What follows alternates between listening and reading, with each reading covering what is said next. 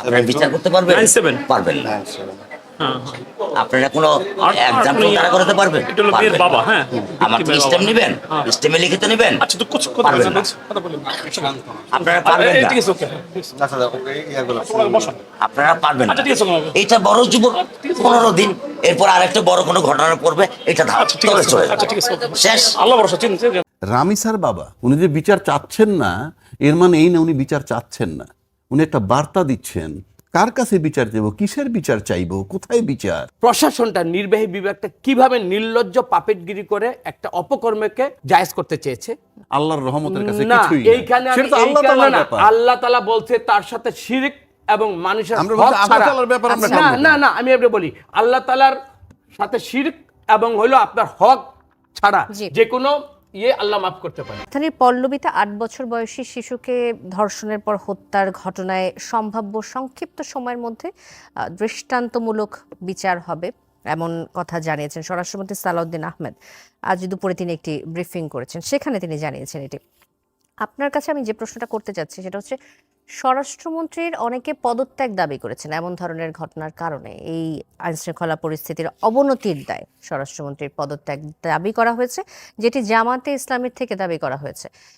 স্বরাষ্ট্রমন্ত্রী পদত্যাগ হলেই কি আইনশৃঙ্খলা পরিস্থিতির উন্নতি হবে, এমনটা কি আমরা আশা করতে পারি?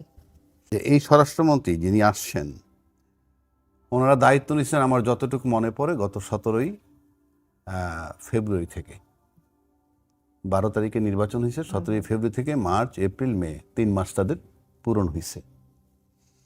এই 3 মাসের ভিতরে পার্লামেন্টের প্রথম অধিবেশন চলছে এবং সেই প্রথম অধিবেশনে আমরা দেখছি পার্লামেন্টের মধ্যে একচেটিয়া ওনার ছিলেন সবচেয়ে প্রভাবশালী ব্যক্তি হিসাবে। উনি এমন কোনো বিষয় নেই উনি কথা বলেননি। সবচেয়ে কম কথা যে বিষয় নিয়ে বলেছেন সেটা তার নিজস্ব দপ্তর। আচ্ছা, সবচেয়ে কম কথা হচ্ছে মন্ত্রণালয়, তার স্বরাষ্ট্র মন্ত্রণালয় নিয়ে। এবং মানে ওই অধিবেশন চলাকালীনও আমাদের কাছে এই মাজার ভাঙার ঘটনা কিংবা পীর সাহেব হত্যার ঘটনা, এরকম অনেক ঘটনা আসছে, কিন্তু সংসদে এটা আলোচনা হয় নাই।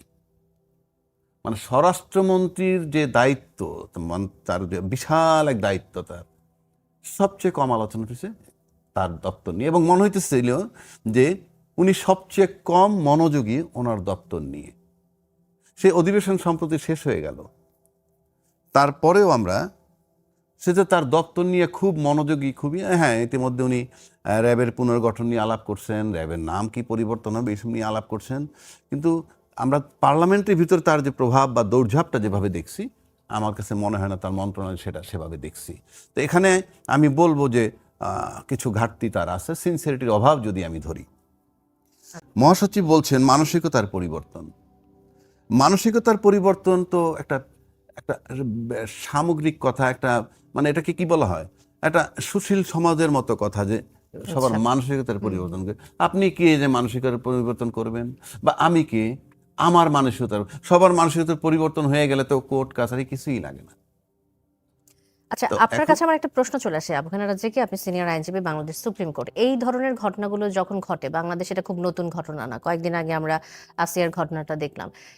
এই ঘটনাগুলোর জন্য আসলে আপনার দৃষ্টিকোণ থেকে আপনার কি মনে হয় যে কঠিন বিচার, কঠোরভাবে বিচারের মাধ্যমে এটাকে দমন করা সম্ভব, নাকি মানসিকভাবে সবাইকে বুঝিয়ে মানসিকতা পরিবর্তন? আমি সেই জায়গায় আছি। আপনি একটা ধর্ষণ করে একটা শিশু বাচ্চারে হত্যা করে ফেললো, বা তাকে নির্মমভাবে হত্যা করছে, এখন তাকেই না আপনি বুঝাবেন, মানে কি?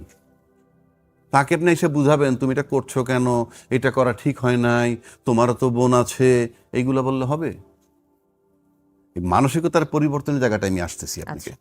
প্রথম হইলো, আপনি যদি আইন মানাইতে চান কাউকে, প্রথম প্রমাণ করতে হবে যে আপনি আইন মানেন।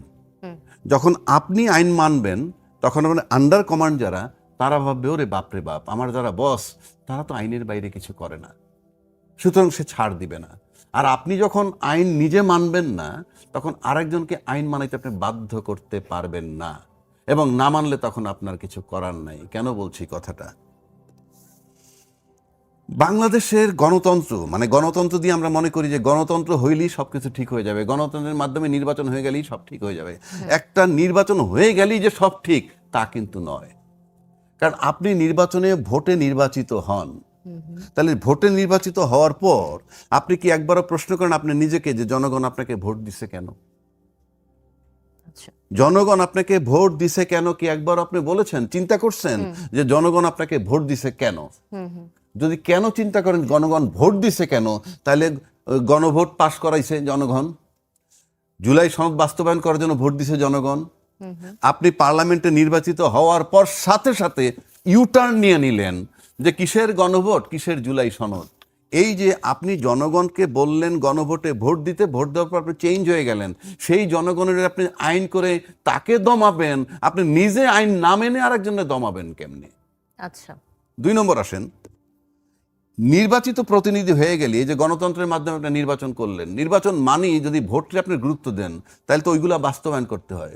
কিন্তু আমাদের কাছে বরাবরই ইঞ্জিনিয়ারিং একটা কথা আছে, অর্থাৎ ভোট ফলাফল যাই হোক, মানে ভোটের মানে ভোট যেভাবেই দেখ না কেন, ফলাফলটা যেভাবে হয় সেই প্রক্রিয়াটা সম্পর্কে যারা ক্ষমতায় থাকেন তারা জানেন। সুতরাং সেই প্রক্রিয়ার কাছে থাকেন, সেই প্রক্রিয়াকে তুষ্ট করেন।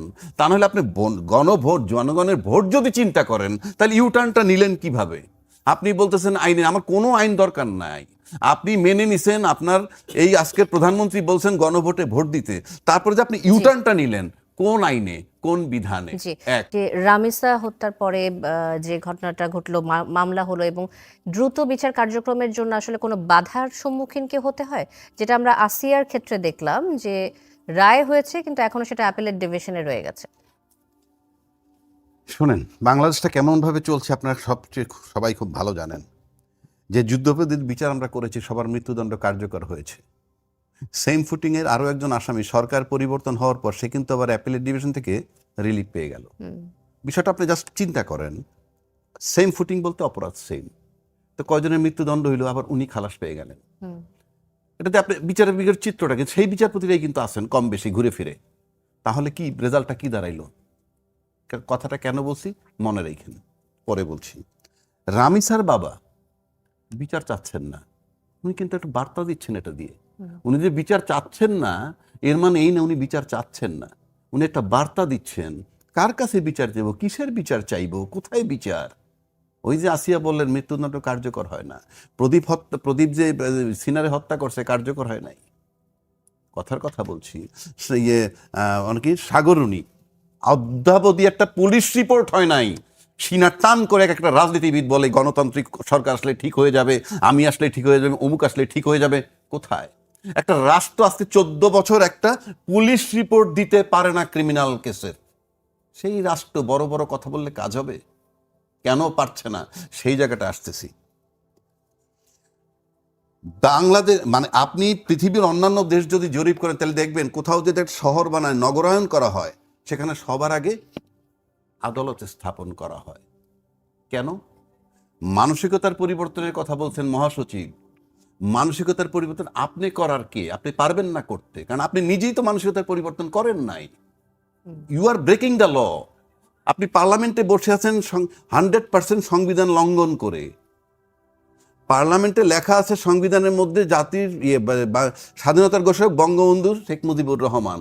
উনি ঘোষক কি ঘোষক না সেই বিতর্কে আমি যাচ্ছি না। বইতে লেখা আছে স্বাধীনতার ঘোষক উনি, আপনি পড়তেছেন ঘোষক জিয়াউর রহমান। তো বইতে লেখা একটা, আপনি পড়ছেন আর একটা। আপনি সেখানে আইন মানাবেন মানুষকে দিয়ে, কিভাবে আইন মানাবেন? আপনি আগে আইন মানতে হবে। এইবার আসেন, আইনটা মানছে না কেন? আইনটা মানছে না আপনার বিচার বিভাগের স্বাধীনতা, স্বাধীন সচিবালয়, পৃথক সচিবালয়, এই দাবি জুলাই সনদের মধ্যে যেমন আছে। জুলাই সনদ আমি বাদ দিয়ে দিলাম, কিন্তু বিএনপির যে 31 দফা তার ভিতরে বিচার বিভাগের সংস্কার না, বলাই আছে পৃথক সচিবালয় বিচারের। সেই সচিবালয় যেভাবে একটা হইল সেটাকে কিন্তু আজকে বিএনপি বিলুপ্ত করে দিল। এই বিলুপ্ত করার মানে হচ্ছে বিচার বিভাগকে নির্বাহী বিভাগের অধীনে নিয়ে যাওয়া। আর নির্বাহী বিভাগ মানেই রাজনৈতিক দল যে ক্ষমতায় থাকবে সে নিয়ন্ত্রণ করবে। আর সে নিয়ন্ত্রণ করার মানেই হইল এই যে সরকারের দৃষ্টিভঙ্গির ব্যাপার, সরকার যেভাবে নিয়ন্ত্রণ করবে বিচার বিভাগকে সেইভাবেই হবে। সুতরাং আপনি ফৌজদারি কার্যবিধি কিভাবে করবেন? আপনি স্বাধীন বিচার ব্যবস্থাকে যখন আপনি অফিসিয়ালি বিলুপ্ত করে দিলেন সচিবালয়টাকে, আপনি এটা কি বার্তা দিচ্ছেন? কাজী এই রামিসার মা বাবা যে বিচার চাচ্ছে না, খুব justified. It's a message for the nation যে সে কি বলছে। ধন্যবাদ আমন।